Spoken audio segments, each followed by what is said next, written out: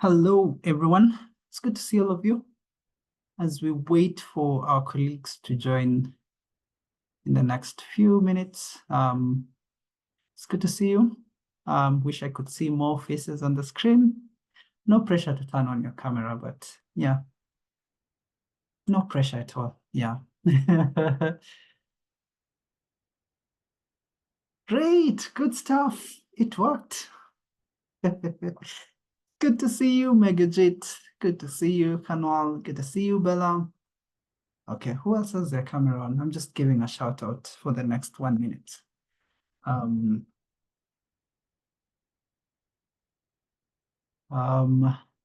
Yeah, good to see that most of you have made it to the meeting. Hey, Anne Redfield, it's good to see you. Great, good stuff. Okay. Shout out to you, Nicolene, somewhere along the corridor. I also see you. We'll begin in the next 15 seconds, I guess. Just for the latecomers, we don't want to close out the latecomers.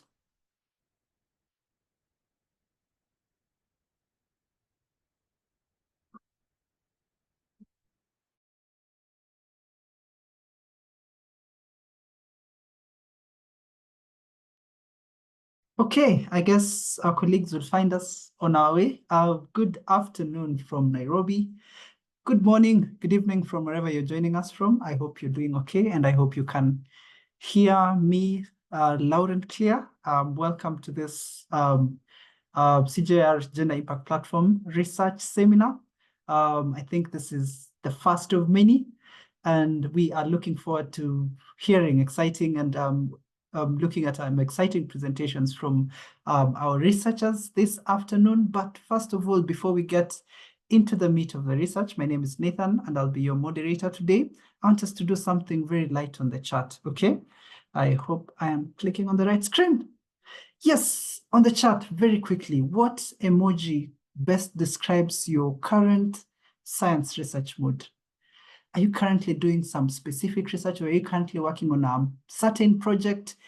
I mean, it couldn't necessarily be, it shouldn't necessarily be a science research paper. It could be a project. What emoji currently describes your mood? Oh, Emily, I see. Let's see.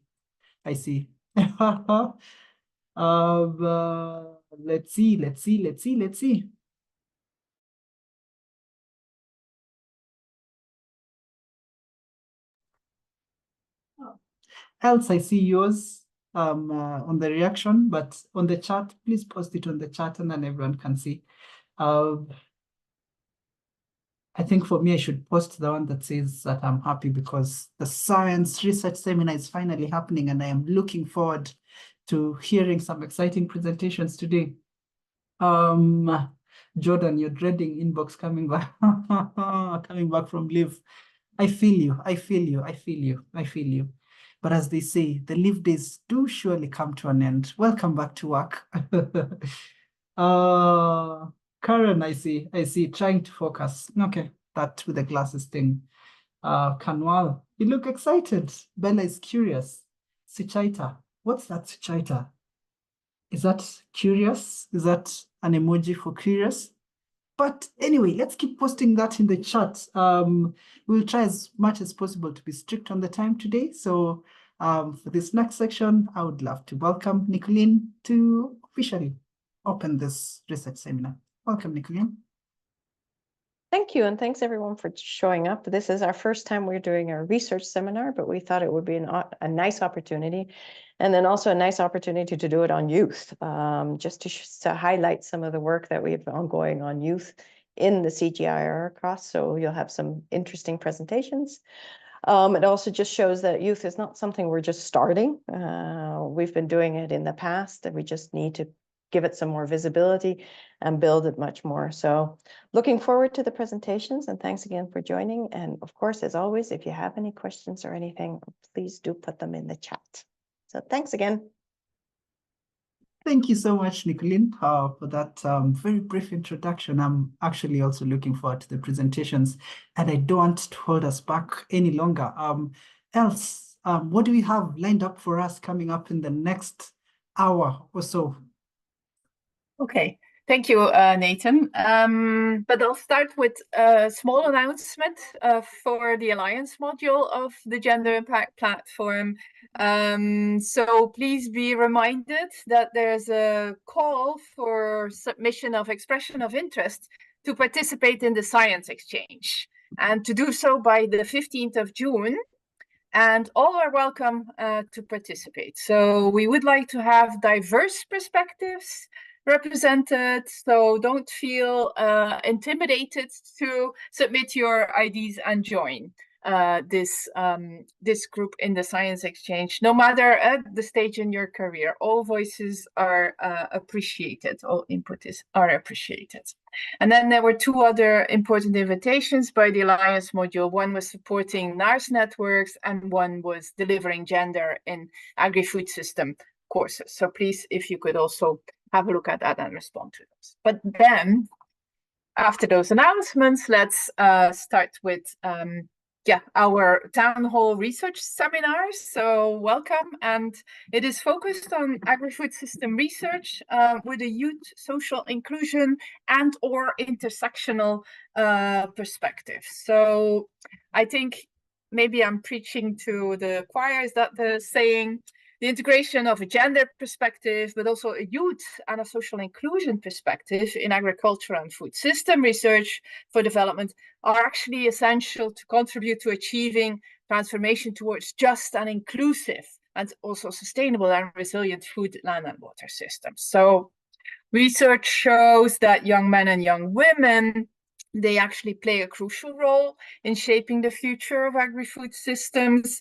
They're also like a vital target group for interventions in AR4D, and also given that there are significant employment opportunities in rural and peri-urban areas for them, but also challenges that they are particularly facing. Then a social inclusion lens seeks to uncover more also the structural factors and processes that result in inequality or marginalization, and refers to a process of improving that opportunity of otherwise disadvantaged or excluded individuals and groups to be heard and to have an influence on development and societal change efforts that affect their lives and their livelihoods. So the purpose of this seminar hosted by the Gender Impact Platform is to share recent research and their insights from a selection of research with a youth perspective or a gender inclusion intersectional perspective, or research that in the spirit of a social inclusion research has adopted inclusive or co-design research processes.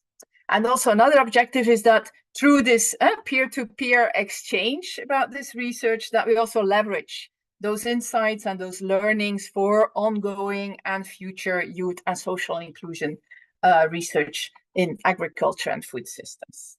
And we will have 5 presentations, and these will take us to rural youth livelihoods in Nigeria, young women's and men's climate adaptation practices in Kenyan livestock production systems, youth engagement in agroecology transitions in various countries, then the rural youth in agri-food systems in sub-Saharan Africa specifically, and then gender and intersectional disparities in water governance in Punjab.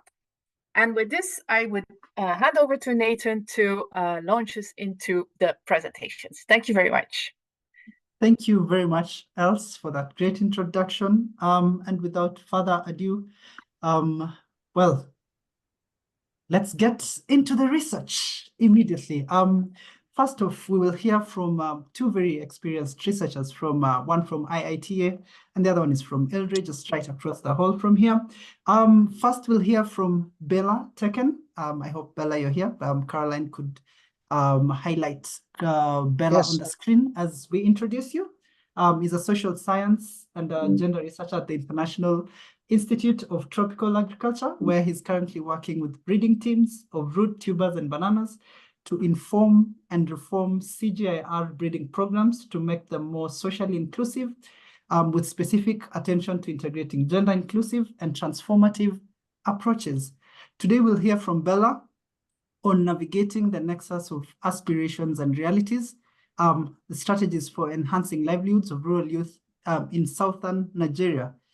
Immediately after Bella, we will hear from Renee Ballock, who is a senior scientist working with the International Livestock Research Institute.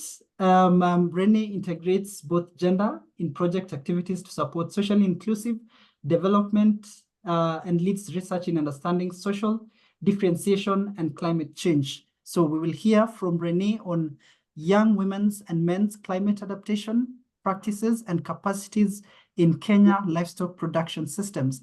But first off, let's hear from you, Bella, all the way from Nigeria. Over to you. Yes. Choose my screen. Yes, please, to share your screen.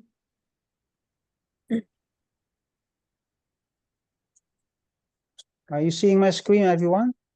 Yes, just have it in presentation mode and you're good to go. Great, good to go. Okay, so thanks a lot for the introduction. I hope to contribute a little to this seminar with the story from Nigeria. So this is about navigating the nexus of aspirations and realities, strategies for enhancing livelihoods of rural youth in southern Nigeria. So the outline of my presentation will be, I'll go to the objectives, then we go to the context of the research, then to the methods, the main findings, and then the validation of results with the stakeholders, the validation of the research, and then some policy recommendations. So the main research questions was like, what are the current employment dynamics of rural young people in Nigeria? What is currently happening? What livelihood opportunities are they practicing? And what livelihoods are they living? And what are the young people's imagined work and future? So the imagined work and futures, as well as the current livelihoods that are there. And then we had some policy objectives and levers. So how might the appreciation of those young people's perspective, how might that help to influence policy in a positive manner? And what policy and what kind of policies can influence young people's engagements in the economic activities in these rural areas? And also how can that play out positively in urban and urban migration versus rural migration. So the context of the research, this research was done in 4 countries, and I'll be focusing on the Nigerian research. So with the methods, we used qualitative research in 2 states in Nigeria, and we took 4 communities close to 2 cities in 2 states, and 1 community was a little bit closer to the city, and another was a little bit further away. The research tools we used were really a mixed method approach of qualitative tools, from focus group discussions to photo voices, and then also at the end discussing the results with stakeholders, including youth and other stakeholders. So main findings, what are main findings, what we see? Well, these are some photo voices from youth made on the team Aspired Futures. And you see that they photograph a whole mix of things. Agriculture is there, livestock is there, electrician, contractors, retailers, or being a bank employee or being affiliated with that. So what is the access to land in these communities? Well, you see that most access to land comes from family and customary rights, and women have very little ownership of land. And if you go to the engagement with labor, you see that most people are on farm and self-employed, or on farm and anything else. So only on farm is kind of rare. So there's really a combination of things. Then the importance and imagined futures. So agriculture is there, it's not the most important. Non-farm seems to be the most important, but the combination is still there. Agriculture is still kind of firmly represented. So what are the main findings? We see that with regards to the current livelihoods, we see that access to land is not an issue. There's land enough. There's even land for immigrants available that come there, and so that's not a point. Then youths are innovatively, they combine many different activities. So within their specific situation, they take any time that they have to carry out different activities. So you get a kind of a fractured livelihood like that. And then involvement in non-farm income is really essential for them if they would want to imagine a future that is fully into agriculture, because you need that investment. Then there are considerable groups of rural youth that have a passion for agriculture. So a lot were born into it, so there's a lot of affection to it. So it's absolutely not a matter of mindset change or lack of affinity with agriculture. It's really if agriculture can become a beneficiary, then we will certainly want to take it up, because there's a lot of affection there with it. Then we can see that for those closer to the cities, they have this kind of more involvement in non-farming activities, but they firmly state like farming is part of us, part of our food security to eat. Otherwise, they cannot imagine that they can survive, because this is really food security thing. They cannot afford to go and buy a lot of food. So that's and then if you go further away from the city, there you see that there are considerable youths that really like to stay in agriculture, even though it's not so profitable to focus more on it. They stress that there's security in it because of the stability. You're independent, and also for non-farming jobs that are sometimes a lot of times done in faraway cities, there's insecurity and risks involved with that, which they don't want to take. And especially that's why they come also from other states. They come to settle in these rural areas. And then also they stress that the community protection, and the influence of adults and mentors in making the livelihood for them still a success, despite that they cannot live with agriculture alone. And then education is really found important. So even if you don't get a job in what you learned for, they see for each activity that you do, you can use your education very good. So education is a large part of the imagined futures. Then the less of access to higher education really creates a gap between the imagined futures and the current livelihoods, and women have less opportunities there. Then existing social networks, again here, this is also coming again back. The local mentors are seen by youth as very important. So you have adults that assist youth. There are local institutions that are very supporting. And then migration is really important for the income from non-farm activities, as we saw already. And then young immigrants are really welcomed in rural areas because they contribute a lot to the local economy. So there's no such thing as discrimination. They really like foreigners to come even from other countries. Somewhat with regards to gender, we see really that that for women, these fragmented lives, combining all kinds of activities, is really a larger challenge than for men, because they have so many assumed roles that they have to play within as caretakers. So the imagined futures of women tend to include less agricultural aspects, especially because of the physical drudgery associated with this. So if this drudgery would be removed, they will surely go into it. But we see here really largely a kind of problem of a sexual economy where all women who are not living up to the ideal of still working and taking taking up all these caretaker roles, that they are kind of relegated to the margins of society. And here you have an example of a woman who says, well, I sew a cloth, I sew all kind of clothes, we farm rice, I fix nails, pedicure, all these. So she combines all these things, and she mentions also caring for children. So you see, you see how kind of fractured these lives can be and challenging in that sense. Then we had the validation of results with stakeholders, and the stakeholders, the government officials and NGOs, they said they had the opinion that the youth were depending on the government, and that they didn't have high expectations, while all results show the contrary. The youth do everything to make their lives work because they expect nothing from the government. So after a discussion, the stakeholders also kind of acknowledged that it's really important that there are synergies between parastatals, community-based institutions, NGOs such as IATA, to address challenges with youth agriculture and non-agricultural livelihoods. So this realization was achieved during that. So what are the policy recommendations?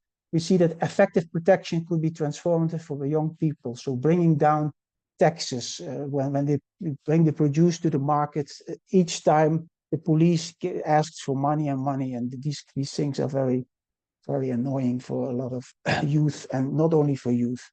And stimulates childcare facilities with high social community professional management control. Community-based investment platforms are important. And go back to the rural development basics, including provision or innovation or better infrastructure. So you see a lot of these things are not specific to youth only. They are a lot of times also count for other people. And then facilitating schooling for girls, given their serious restrictions of unpaid roles, as we saw. Collaboration with identify local social networks. Again, this mentorship is mentioned here. For example, in Anambra, there's an informal tutorage on business related to young men dropping out of school. This tutorage should be connected to formal education. So really building on local initiatives and community mentorship. And then mechanization with units that fit existing modes of farming and processing activities should be encouraged. And then the last thing, so you see that these fractured livelihoods of youths that combine many different activities together is an opportunity for interventions encouraging investment in agriculture by other domains. So development of value chains linking agriculture to non-agriculture. This will lower migrations to cities as well. So here are some of the resources on this study that we produced. Some policy brief, a journal article, and also a video, as you see, in 2 languages. So thanks a lot for your attention. Sorry for going over 4 minutes. Great, Bella. Excellent. I was about to come in and tell you that you have 15 seconds to wrap up, but thank you for wrapping up. Just stay right up. We'll come back to you for a quick fire Q&A coming right up after Renee's presentation. Up next, we'll have Renee on young women's and men's climate adaptation practices and capacities in Kenya livestock production systems. Good afternoon, Renee. Please unmute.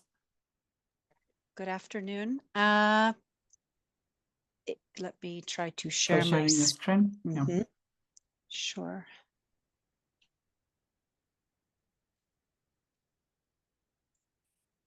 How does it look? Great. Just have it in presentation mode and you're good to go. That is the one that, yeah, let's see. Okay, now it's okay. Please okay, go ahead. Great. All right, thank you very much. So as already presented, I'll discuss some work that we did around young women and men's climate adaptation practices in Kenya. This is a joint effort, so I'm presenting also work that I did with Philip Meriti and Tanaya Dutta-Gupta. It's not moving. Okay. Here we go. There's a lot of terminology in climate discussions and in various forums. So it's important to define first what we're talking about. So I often view adaptation as something that supports or builds or strengthens resilience. So adaptation refers to the behaviors or actions that reduce exposure or vulnerability to climate risks, whereas resilience can be the longer term ability of a system to cope with changes, possibly bouncing back and possibly bouncing back better through more transformative aspects. So just want to set that out first. I think a lot of us know that social dynamics in livestock systems are significant. Livestock play very important economic roles, roles of nutrition, and also very much cultural roles in many different contexts within East Africa, Kenya, and many parts of the world. So there has been a lot of work on gender around livestock ownership, management, and resources like land and so forth. Gender and age has a little bit less coverage, but there is a finding that women own livestock species of often lower value in the gender literature, chickens and small ruminants or goats, possibly sheep. There's also a lot of different systems within which livestock are raised. So mixed crop and livestock, the case of dairy production that I'll talk about a little bit later. There's been some work on gender, especially around women's agency and decision-making and labor. And I've also led some work on that looks at intersections of age, ethnicity, and gender in the dairy value chain. In pastoral systems, it's another diverse system with often culturally context-specific customs and practices, often very different regimes in how they're raising the livestock. Transhumance might be one element in pastoral systems. And there's a little bit of work around gender and age, suggesting that women have few opportunities to market, but also to inherit and own livestock. And in some of those systems, larger livestock are more common, such as cattle and possibly small ruminants, but they're not necessarily large. So the paper that we wrote set out to first understand what young women and men are doing in livestock production. What are the activities they're engaged in? The second objective was to look at what are the adaptive practices of women and men in some fairly diverse contexts, different systems and locations. The methods were qualitative, and we did this work in 3 very different counties, Kiambu, Nakuru, and Kajiado. And Kajiado is considered an arid land where pastoral and agro-pastoral practices are more common. So I inserted the picture of Kiambu because it shows a rich green landscape that's more like the high production dairy potential areas of Nakuru and Kiambu. So we had 48 sex and age disaggregated FGDs. I won't go into much detail about our analysis, but we were quite robust in our steps taken and worked collectively as a team in reviewing and using in vivo tools to the best possible so that we could better articulate some trends that we found. So some of the trends that we found were that men more often report livestock production activities more than women when we look at the counts of the FGDs. Chickens are very common, the most commonly raised livestock species by young people, women and men included, and dairy cow production, which might be influenced by the fact that we did go to some high production dairy communities. And small ruminants, pigs, are also quite common in the urban and the peri-urban locations, and to a lesser extent, rabbits and cattle more specific to Kajiado. So I think rather than go into a lot of detail on some of the key findings, I want to share some of the stories that we had a chance to have somebody come through and do a documentation of a couple of young people in livestock settings. And this is Lillian. And she, I think through her story, shows the very many diverse opportunities. I think that young people are very much engaged in livestock and perceive livestock as a more flexible alternative, often less resource intensive when compared to crops, primarily because of land ownership and land access. So backyard production of chickens is common. Lillian also does intensive dairy production, which does require resources, labor in particular, as well as growing fodder and feeds. And there is a significant amount of labor in dairy production. But she's also in another segment of the value chain in which she's managing a milk bar. So it's a youth managed milk bar in Nakuru. So she's operating in different ways in the livestock sector and tapping multiple potential through selling milk and also running the small shop where she sells. There was a lot of mention. We did query how young people engage. More of a part-time, full-time livestock practices are very commonly in peri-urban and urban locations viewed as a side hustle. It is relatively, for some, they say relatively easy to get in and to go out once you find that job.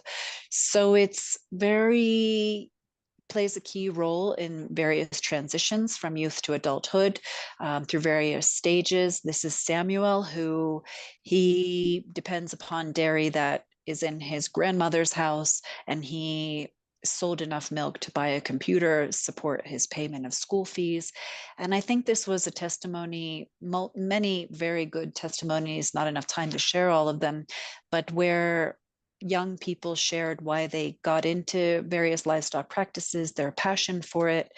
So it seems to be a relatively accessible source of income for many. When we look at adaptation, so a lot of documentation of climate impacts, whether it's drought, cold, floods, but generally rather low capacities. Apologies if the screen is not that clear in terms of the writing there, but rather inconsistent gender trends when we look at the different locations, which isn't terribly surprising given the diversity of sites that we had. Quite a number of maladaptive practices, destocking, selling off because you just sell before the animals might die. So this was just to look at chickens, because chicken was one of the most common species across all of the groups, 92%, as I had mentioned. So relative diversity in women's and men's different practices, and often a lot of rudimentary technologies. For chickens, cold was quite common in Nakuru, and just putting in a charcoal heater, and sometimes that led to death of chickens or burning. So quite basic kinds of practices were taken up, not a lot of access to resources. So not surprisingly, understanding young people's important relationships in which they're embedded and which shape their various access to livestock and to adaptation options. There's the intergenerational transfer of resources. So young people, depending on where they are in their life stage, might be living with family members, parents in particular, and grandparents also play important roles in sharing knowledge, even taking on labor roles, so sharing in the tasks. And then the transition from moving from when women shift from their households with parents to married households, it might be one of the first steps out is into a married household. There's a lot of new responsibilities associated with that. And if they marry into a household where livestock keeping is one of the main sources of income, they can take on new roles. And men did talk about marrying and how wives had to take on the responsibilities of managing the livestock enterprises while men looked for work outside of the home. So Samuel is again featured here. He lives with his family. They support him very much through land, resources, family members help him, but he leads the dairy enterprise within the household. So it's very much an embedded kind of enterprise. So just a few parting thoughts. We had some policy recommendations and just a few research observations from the research.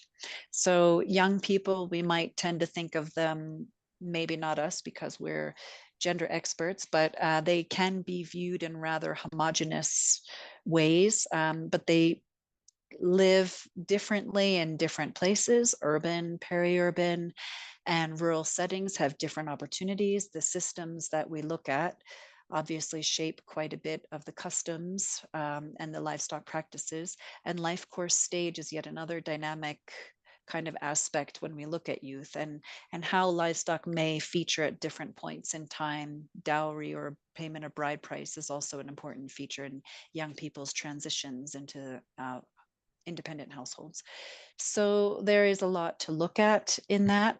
I think one of the more Sorry, significant.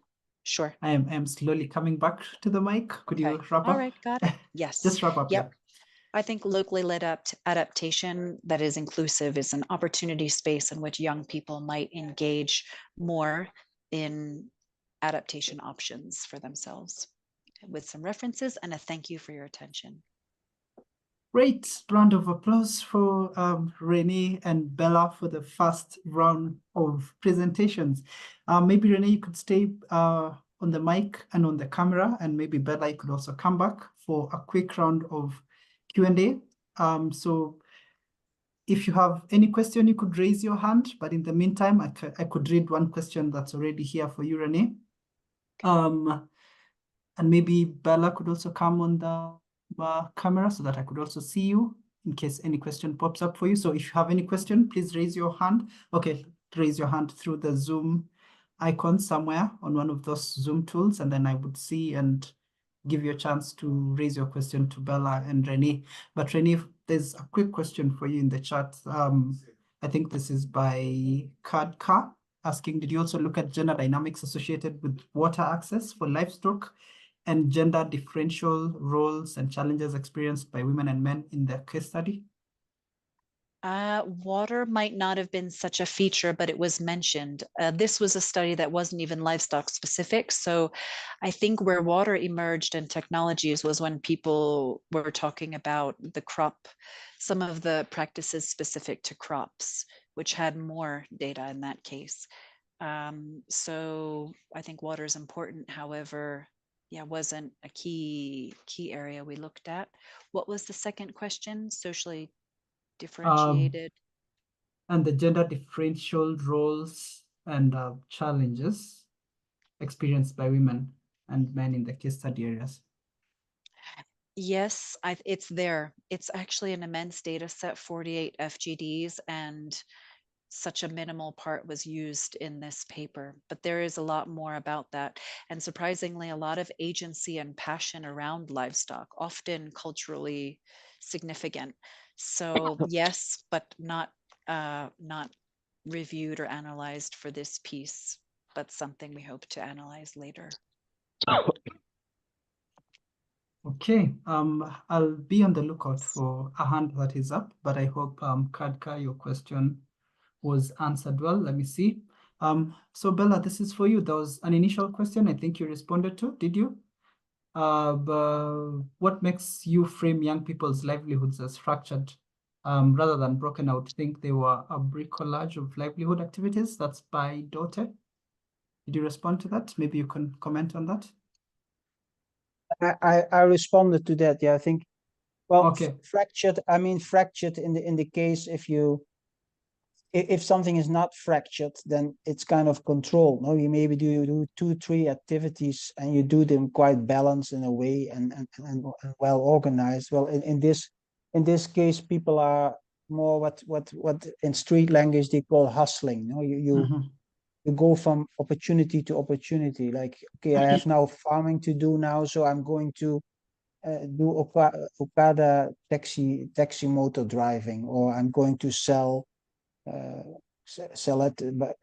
by hawking at the roadside, or all these things. So that in that sense, it's hustling. So I call it fractured in that sense, because it's not each activity is kind of optimized. Maybe that's also not necessary, but it's even indicated by the people themselves that they can, well, they do that, but they cannot really do it very well, so to say. They're not, so it's also a term that kind of fits how the people themselves see the things. Okay. And so a question for you, how did you define youth in your papers? So both of you have seen you answer, Renee, so maybe Bella, you could go again. About what did youth want avoid by staying in rural areas? No. How did you define youth? Oh, okay, how we define youth. Yeah, who are the youth? Yeah. We didn't interview people under 18 because of ethical concerns, but in our case it's from 18 till 35. Okay. I guess that's the same for Kenya with Renee's paper. So I see Renee responded to other questions. Yes, please, Bella, go ahead. No, we had youth that we kind of looked at the kind of younger youth and the elder youth as well to look at differences, but we didn't really find that much. But in the data collection, we kind of distinguished the younger and the older youth. All right. We also Renee? did that. Yep, I just wanted to add same thing, but the Mhm. analysis with so many groups made it quite difficult. Yeah. We couldn't see a lot of difference. Exactly. Okay. I think it's So- because it's more the where they are in their various relations was more Yeah, it's more compelling. important. Yeah. Yeah. Okay. All right. One burning question from Els, and then we can move to the next round of presentations. Els, you are on mute. Gosh, Ah. sorry. Yeah, I'm intrigued by this idea of hustling and what Dorte pitched also as bricolage of livelihood activities. And it seems to come up in Nigeria and in Kenya and in different systems. Then my question is this sort of a trial error strategy? Like, let's see what works out and then we continue in that field? Or is it really survival, like piecing all these things together to actually have enough money and survive? And then my follow-up question is there a difference between young women and young men, whether it's this bricolage is survival or trial and error? Thank you. Who should Yes. go first? I think that was directed yeah. to you, Bella. Yeah, we saw definitely a difference between men and young girls and girls and young and boys, in the sense that it was less obvious for girls to go outside the community and work somewhere else. That was kind of less obvious, so those opportunities were a little less. So what was the rest of your question? And maybe just to jump in 30 seconds, Els, and then in 1 minute for you, Bella. Yeah, the question is it survival or sort of trial okay, and error? It's definitely a lot of survival. Of course, it's trial and error. You cannot separate it too much, but I would call it survival. Yeah, definitely. And almost trial and error.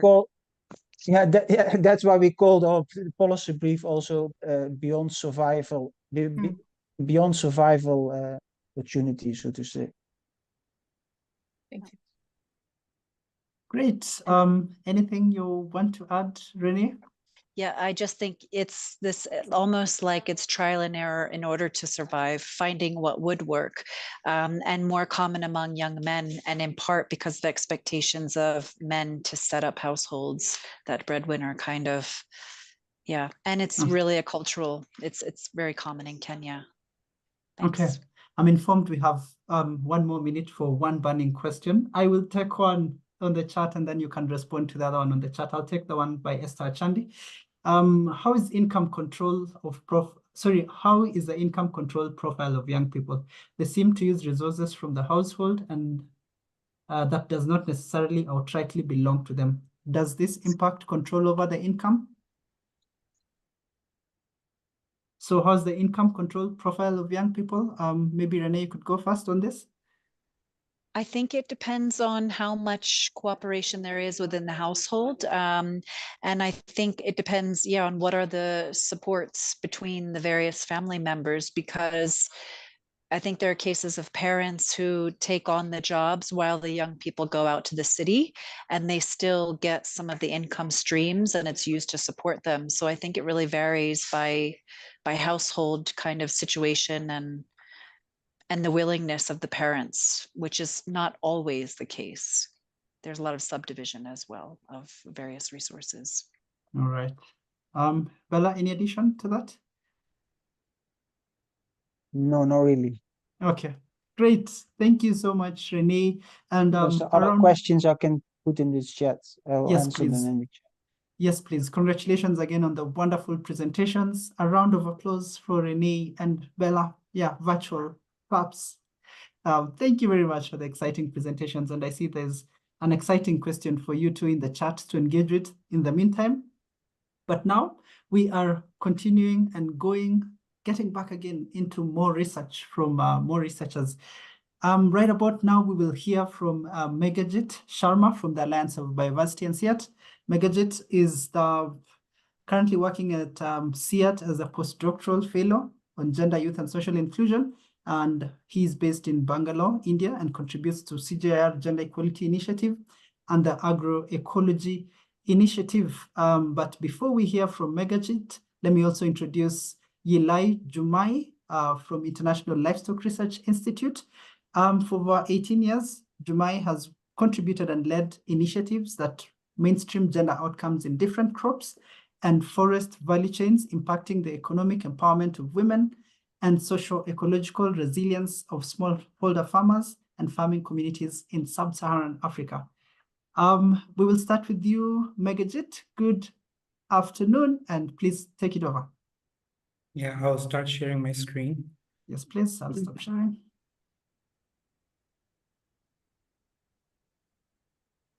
Is it visible? It's coming up. Yes, it's coming up. Just put it on presentation mode and please take it away. Yeah, okay. Great. Let me just, yeah.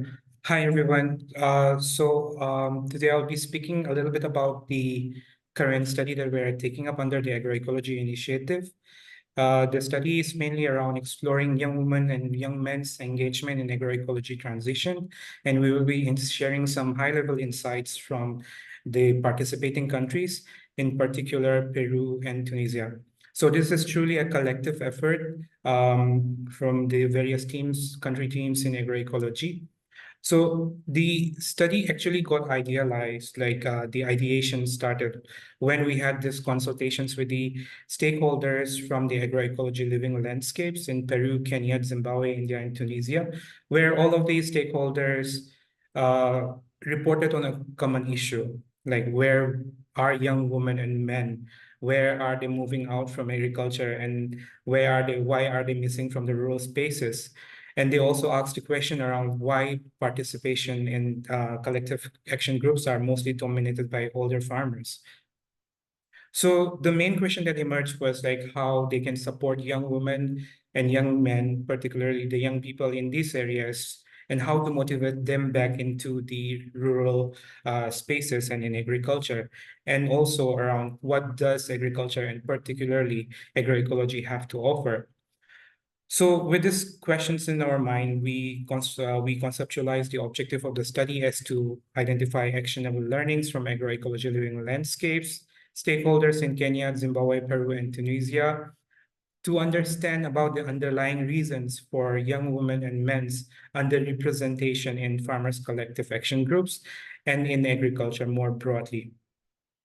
The more specific research questions that we wanted to explore for the study was particularly, it's centered around like understanding rural environments of agroecology living landscapes, like in terms of rural economy, food systems, political, social, and cultural dimensions, and what are the dominant visions of agriculture and agroecology, and how all of these factors shaped and builds opportunities or disincentivizes young women and young men from building agri-food-based livelihood in these research sites.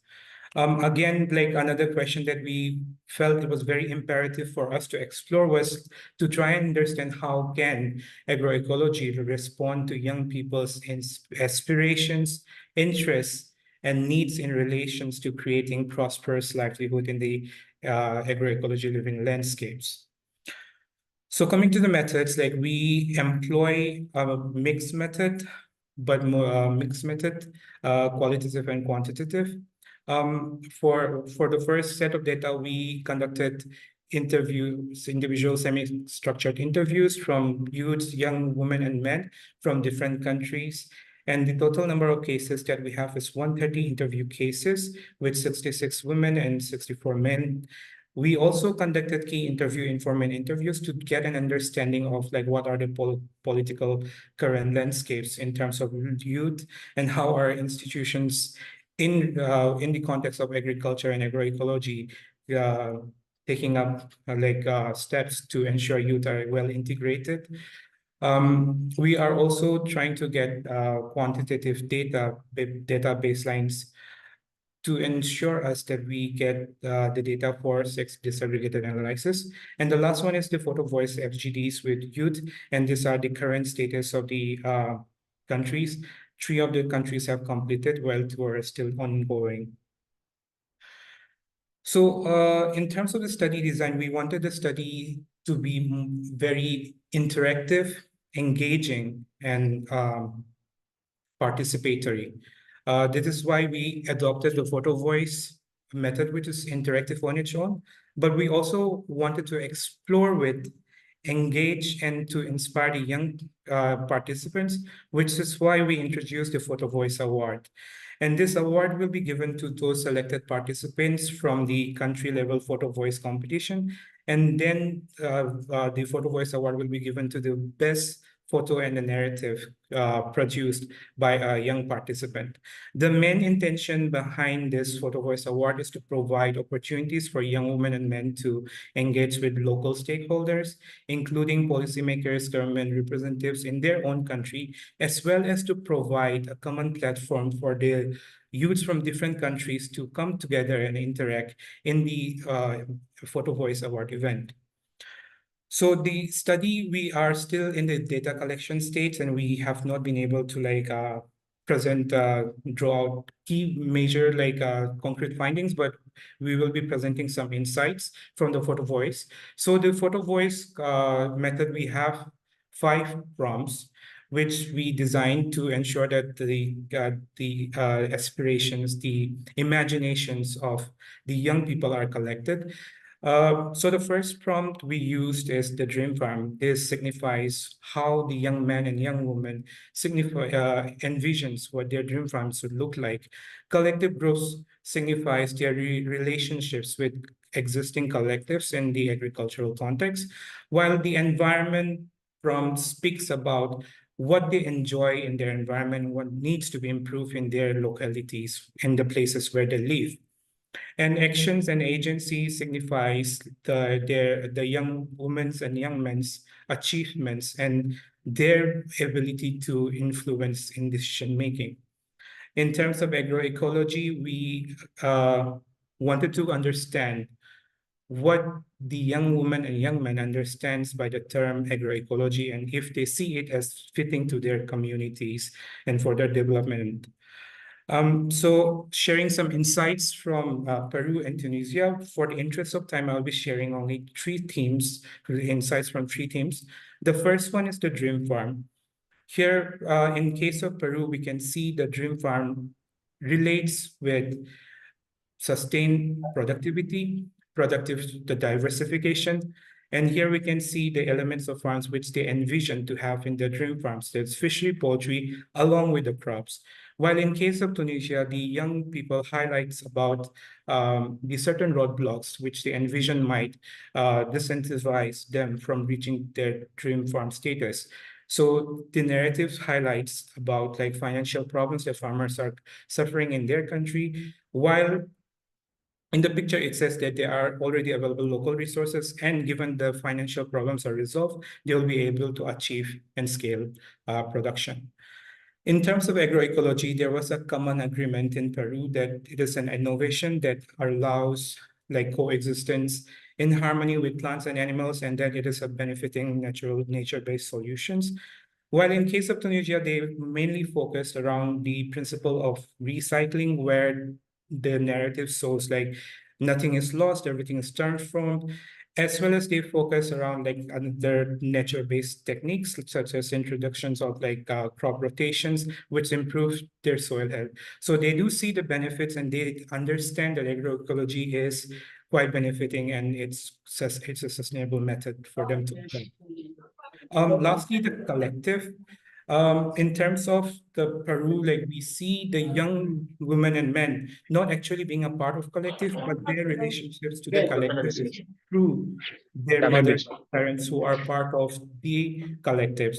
They see that their parents being part of them, they could feel the indirect benefits through their parents, their livelihood incomes and learnings they could get through the parents who are part of the collectives. While in case of Tunisia, what really happened was the collective groups, young women and men, were actually participants of the collectives, and they could already see how the collectives were benefiting them in terms of enabling them to produce local available local available resources into finished products such as packaged and labeled honey and fig and jam. And through this, they were able to generate multiple benefits, including improved income and job creation. So these are the certain insights and differentials of experience that was being presented to us through the photo voice. And on a concluding note, like I would like to just say that like we are still going to analyze all the data, and then a lot of like products are upcoming, and we please also look out for the photo voice competition that we are going to have. And I also like to thank all the country teams and the various researchers like who are part of the study. So thank you so much. Thank you, Megajit. That's like 10 minutes on the dot. We should learn a thing or two from you about using the exact time that you're given. That's excellent. And of course, a very excellent presentation and insights from your research. We'll come back to you for the Q&A, which I know will be coming in hot after the next presentation. We will hear, first of all, from Yila Jumai from IRI, who will speak to us on harnessing and transforming the potential of rural youth in the agri-food systems in sub-Saharan Africa. Good afternoon, Jumai. Please share your screen and proceed. Great.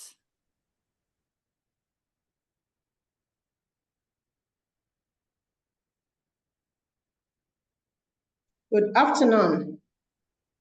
Can you hear me? Jumai. Yes, I can hear you. Could you have your presentation on presentation mode, and then let's see. Sure. Okay. Great. Yeah, so this is our research study looking at how we can harness and transform the potential of youth in agri-food system in sub-Saharan Africa.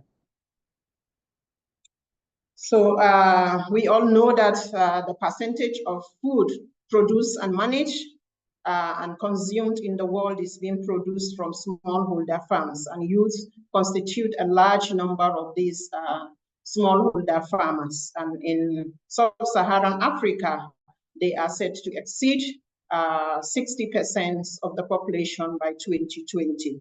Hence, the need to involve or look at who the youth are and what their potential or contribution will be in sustaining agricultural production.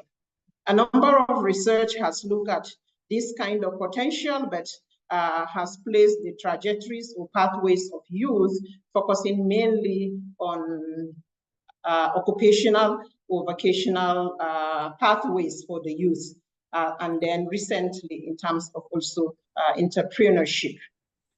Looking at the immense contribution of youth and their likely potential, there are a number of orthodox assumptions or even inappropriate policies at the local level that do not really seem to understand what the youth are and what could be their likely pathways. Hence, the cry or the different concern about the shift of youth and their lack of interest in agriculture.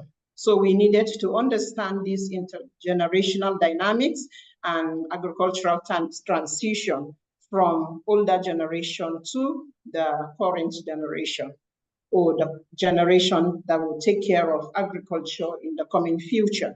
So these are the research questions that informed our study. How do we define youth? Who are we targeting when we talk about youth? Does our understanding of youth actually exclude some of the youth within the context we are talking about? And if we do, in what segments of the agri-food system are youth situated, or where are they interested in the various agricultural value chain? And what are the opportunities as well as their challenges? If we do discover, how do we address some of these opportunities? We also look at their aspirations as well as their parent aspirations. And then finally, we considered examining how rural youth can be integrated more effectively, embedded in the agricultural value chain, as well as enhancing their contribution in both local, regional, and global economic development. So these are two separate research that were conducted at different times in 4 countries. The first part was conducted in Mali and Nigeria, and the second in Ghana and Cameroon, in these different study areas. The methodology employed for this research is basically, mixed research method, beginning with the review of literature, recognition survey to the different sites, then using both quantitative and qualitative method, we were able to examine the aforementioned research questions. The number of samples are also different in all of these countries, and proportion of women, men, or youth and female youth are all also different and featured here. Now, in order to understand who are considered youth in the different societies or study sites, we have seen that there is varied definition and also elements that define youth in these societies. We can look at these codes from Cameroon and in Ghana. It is seen that youth are defined as those with energy, physical strength, agility, and all of that. But when it comes to age, the range is really wide. Looking at age between 15 and 35 for Ghana, and then 18 and 50 for Cameroon. In terms of aspirations for daughters and sons, parents, were able to offer also more or less the same kind of aspiration that they have for their children, but majorly looking at the fact that those who farm, and if their children follow after them to farm, they may suffer. Therefore, there is need for them to look at other professions. And some of the professions look at are mainly white-collar job or professional activities. And the reason given particularly in these areas is the fact that aside or contrary for daughters, they can take on some of these jobs, but for their sons, they need these professional jobs in order to be independent. That means there is no security of livelihood in the agri-food system for their sons if they take on that.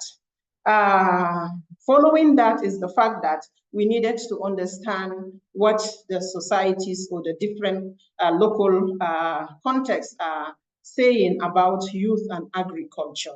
And looking at that, we can see that agriculture is very favored in Cameroon, but with the caveat that it should be able to mitigate some of the challenges that the youth of farmers face. But in Ghana, there is high disfavorable outlook on agriculture.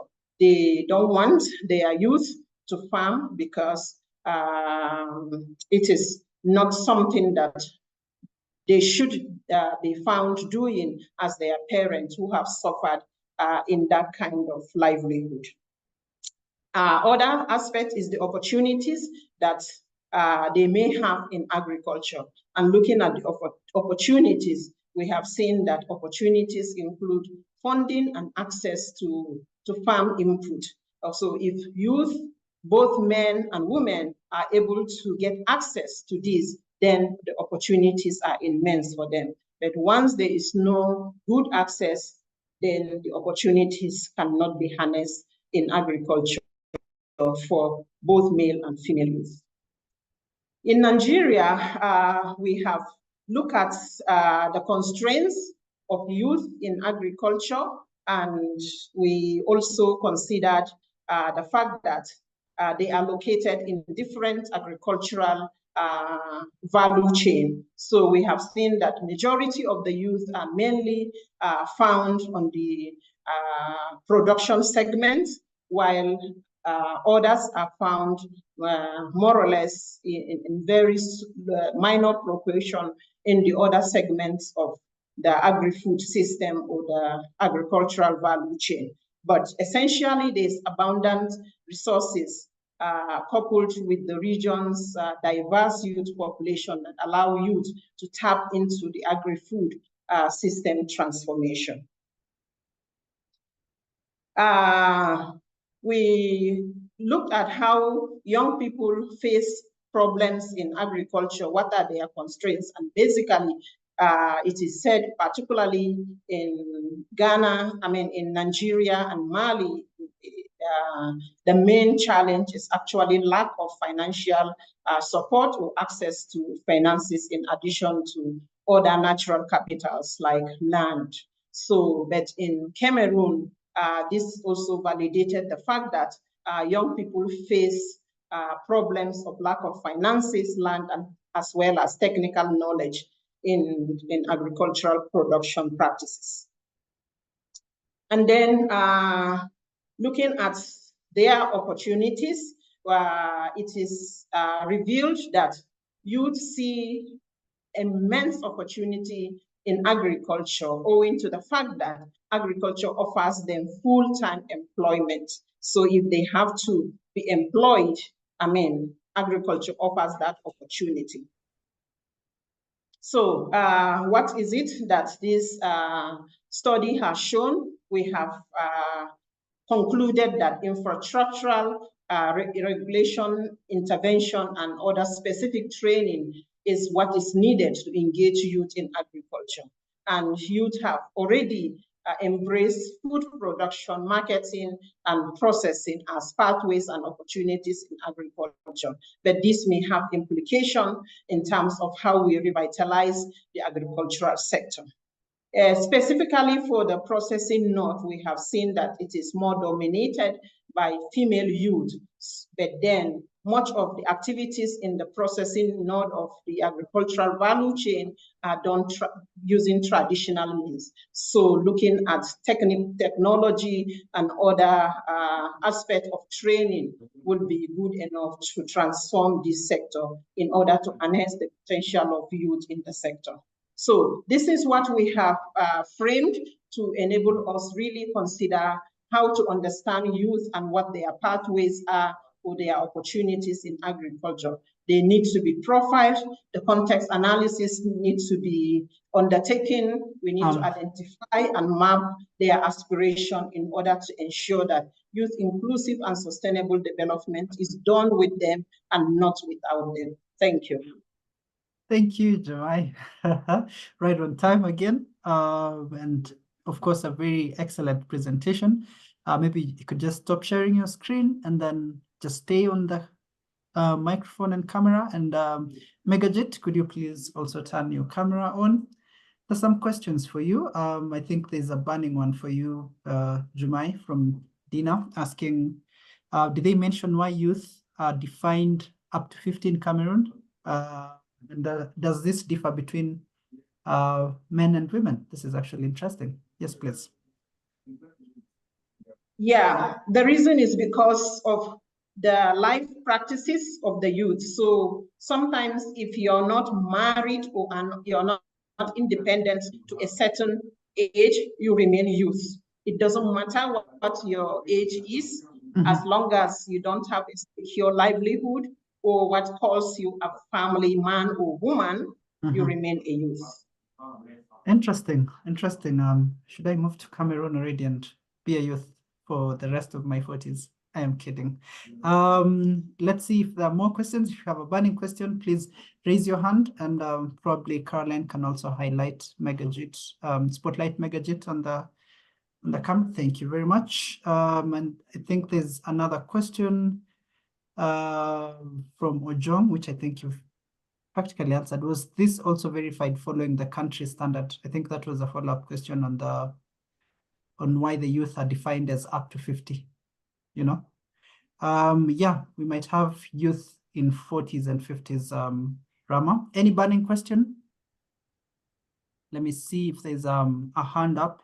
I don't see any hand up. But yeah, sorry, can I ask a follow-up question? Yeah, I don't know. That's Dina. Yes, yeah, Dina, me. please go ahead. Yeah, thanks, Jumai. I have a follow-up question. So when we find that the local definition is, up to 50, or like you said, when you're not married or whatever it is that we find. So did you use that definition in your survey? So like, did you go and looked, unmarried as youth, married, or whatever was the cut edge, or maybe there's no, clear, it's a combination of characteristics that define a youth. But the bottom line is, did you try to apply that definition in your results, in your analysis? Yeah, I mean, No. yeah. So at least before we went to the field, this definition wasn't known, so we couldn't have used it in the analysis. But because we went in order to understand the contextual understanding and definition of youth, this was what we gathered from the survey and the interviews. But in doing the sampling and methodology, we used the African Union definition of youth between the ages of 15 and 35. And not just the national or country-specific youth definition. But we, of course, surveyed both youth in this African Union youth range, age, and then their parents. So whoever identifies as parent and whoever identifies within that range of age, 15 to 35, were those interviewed.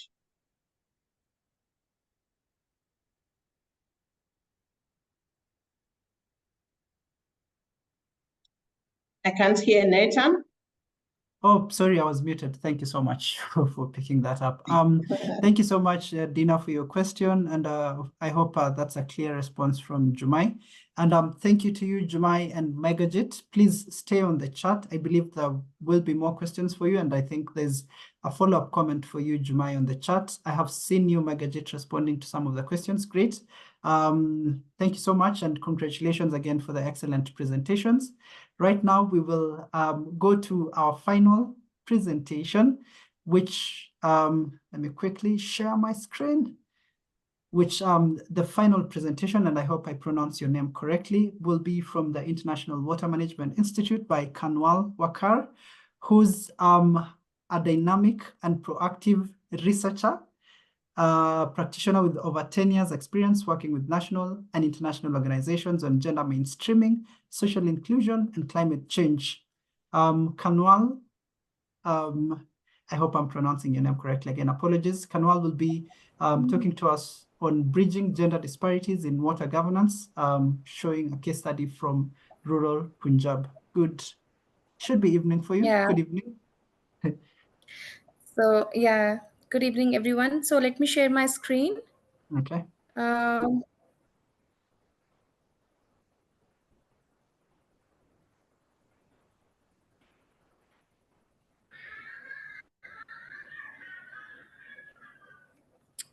Okay, Let me know if you want to.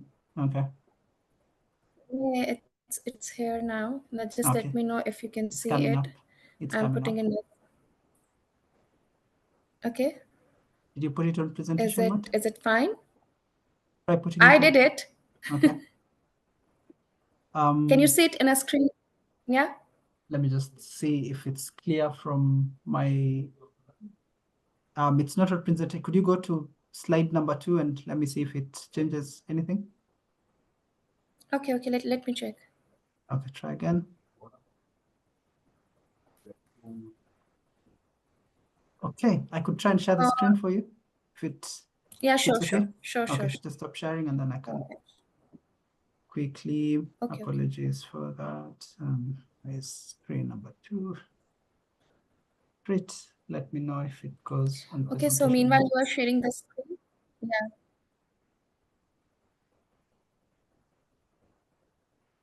Yeah, it's here, but just put it on the screen.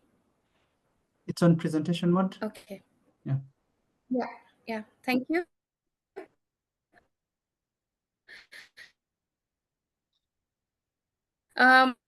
So once again, good afternoon, everyone. We're under one of our initiative of Water Source Accountability Program in Pakistan, bridging gender disparities in water governance. So moving towards the next slide, please.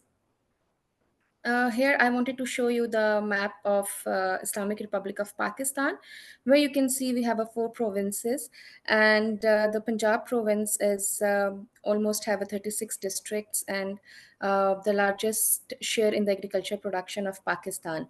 And within Punjab province, we have our district, pilot district, where we are working under this initiative. It's Ukada. So Ukada is basically, Ukada has 3 for the tehsil, that's Renala, Khod, Ukada, and Dipalpur.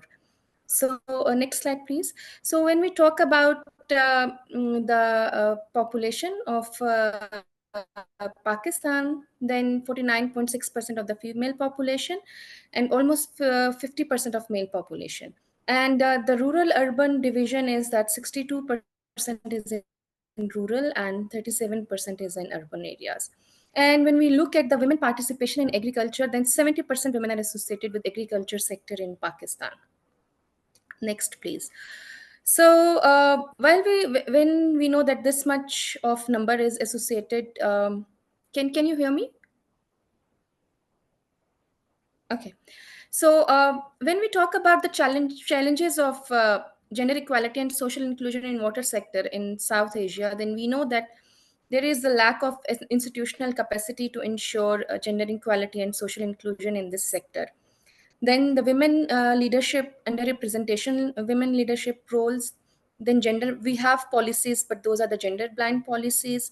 Then inequitable division of labor and lack of access to professional training and development opportunities.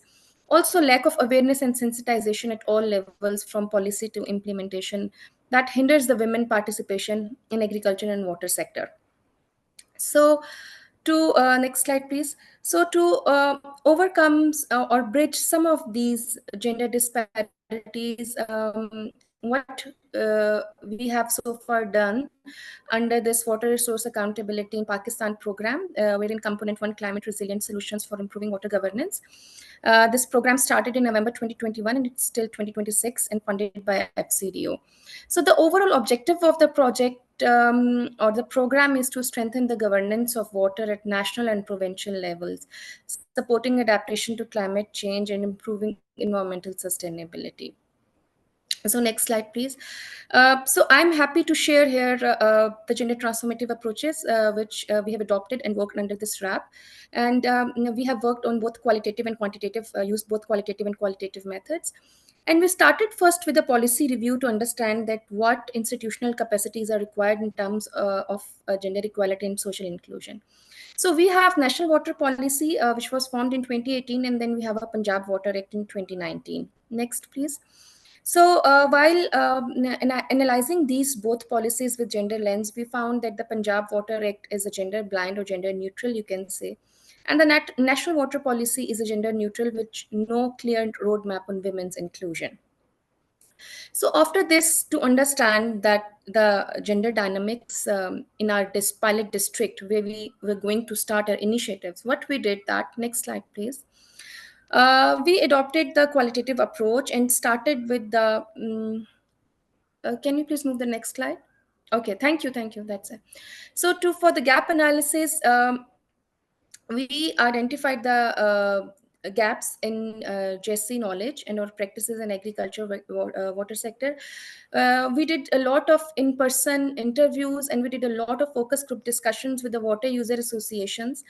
And after that, the key findings which came up was that there is a lack of capacity to ensure GESI at all levels of planning and implementation. And other important factor was lack of sex disaggregated data. Because without data, you cannot make any equitable approach or any equitable planning. And some of very interesting findings while having a focus group discussion with the female members of water user associations.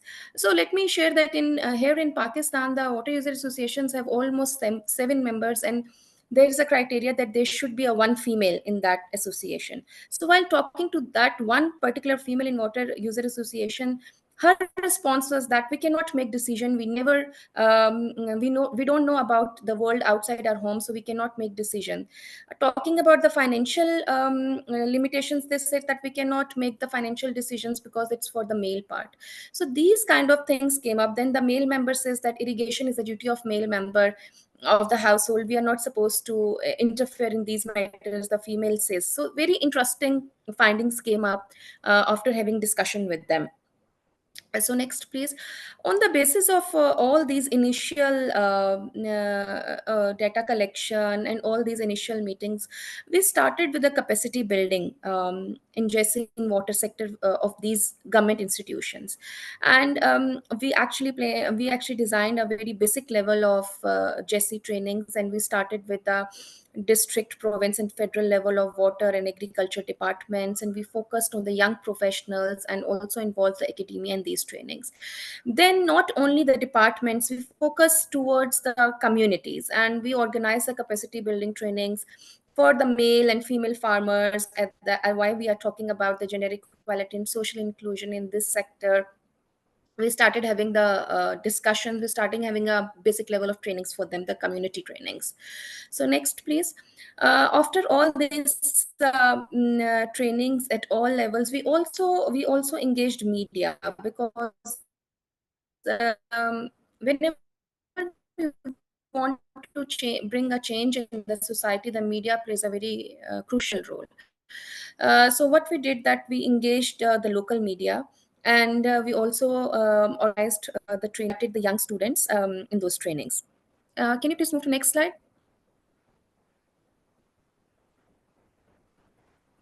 Hi, can you hear me?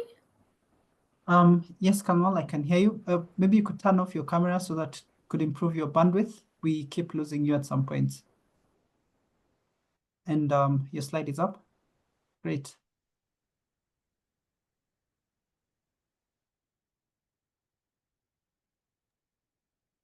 Hello, Kanwal, are you still here? Yeah, I'm here. Okay, I'm here. Great. So after all these initial analysis, we developed tools. The one we developed is a guideline. It's a form of a practitioner cheat sheet for ensuring gender inclusive planning. It has all basic steps which one could adopt to ensure the JESI element in the project planning and initiatives. And then another tool I developed with my colleague, it's a power walk activity that's basically to understand intersectionality and impact on communities, which we use during our trainings. So next, please. So after this, to overcoming the okay, so also we are working to overcome the gender bias assumption in agriculture and water sector.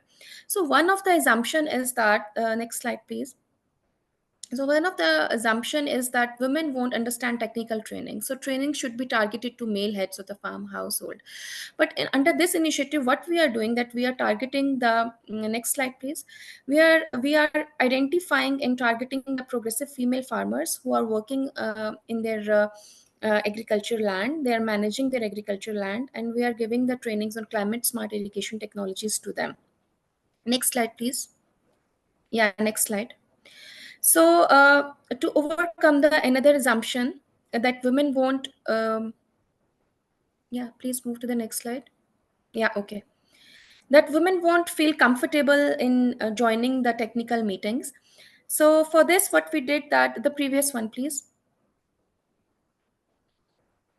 So for this, we have created the enabling environment for these progressive female farmers, where they have joined our working groups, and they participate in these working groups and share their insights and their experience and challenges in this sector.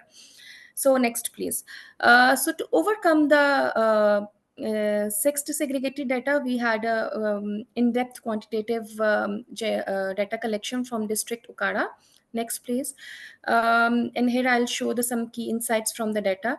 So here we have a 402 households with 53 female and 349 male-headed households. So while looking at the level of education of male and female-headed households, we see that 39% of female-headed households are under the schooling of 5 to 9 years. Next, please. And while talking about the main source of livelihood, then we can see that mainly the source of livelihood is agriculture for these households, the male and female-headed households. And on the right side, you can see the graph showing the time both male-headed and female-headed households are spending in the agriculture activities, where the female-headed households are contributing to more hours, 2 to 3 hours more in agriculture activities along with the household chores. Next slide, please. So here we have actually collected the data on time to collect drinking water from various sources, and it's again we can see is that the female headed household, they took more time, 15 to 30 minutes, to collect water from the pipe, from the public tap or standpipe. So next, please. So one very important question which we asked and got the responses was that, do they have the awareness regarding the climate change and the impacts, and have they ever heard the term climate change? So they says that they says yes, they have the they have heard the term climate change. But next, please. Interestingly, when we asked them the impact, so only 9% of the respondents agreed with the statement that women and children suffer the most from water shortages. Next, please. So here we have also collected the data from the total industries in Okada, and we can see that there were almost 61% small industries, which include 47% of poultry and dairy fish. But the interesting thing was that, next, please. Not a single industry is owned by women. So can you please move to the next slide?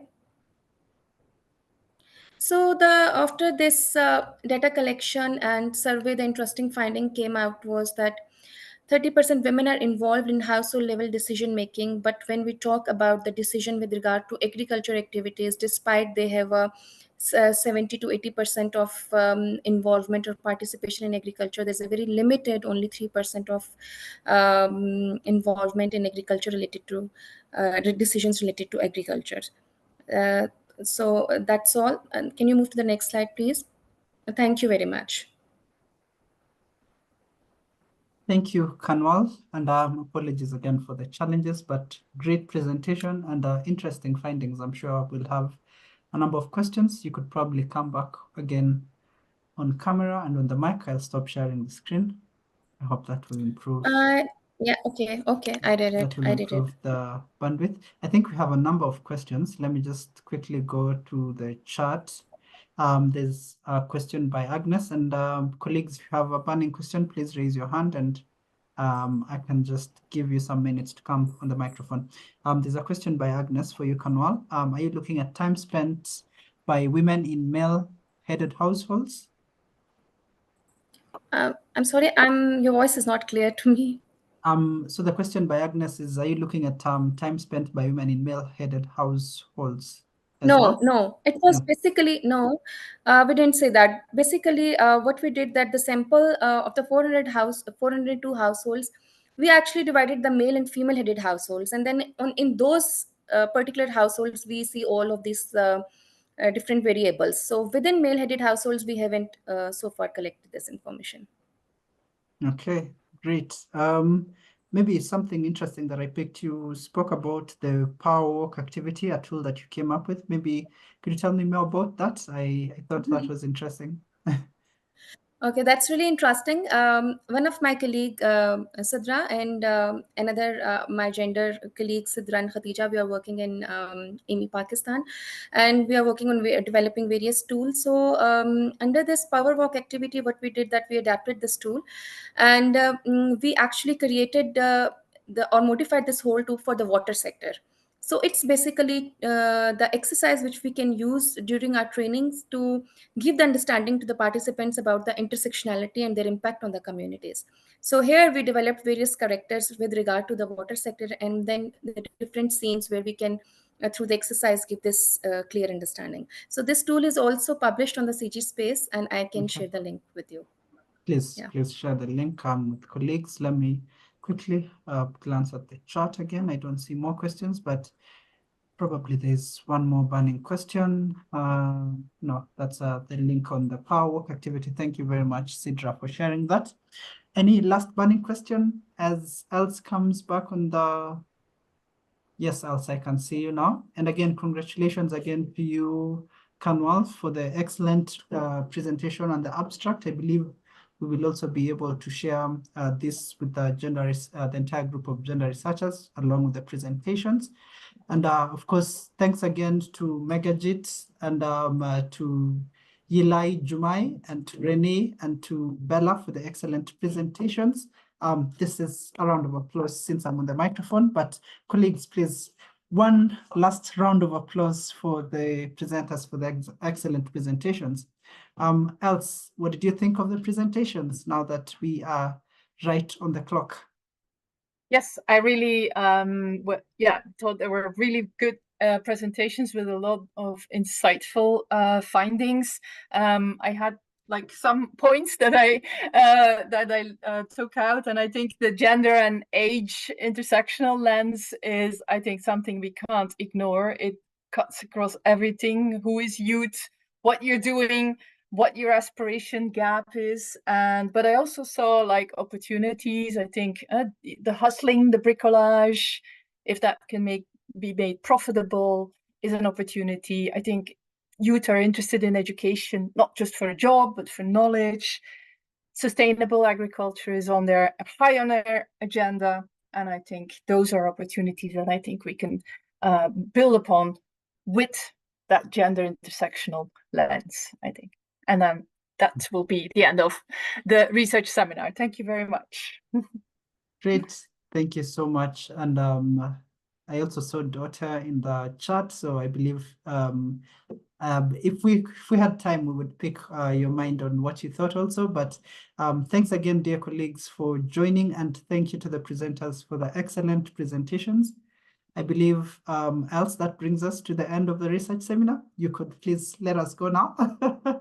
I'm closing the research seminar here. Thank you very much to presenters, to the audience. Thank you very much. Bye.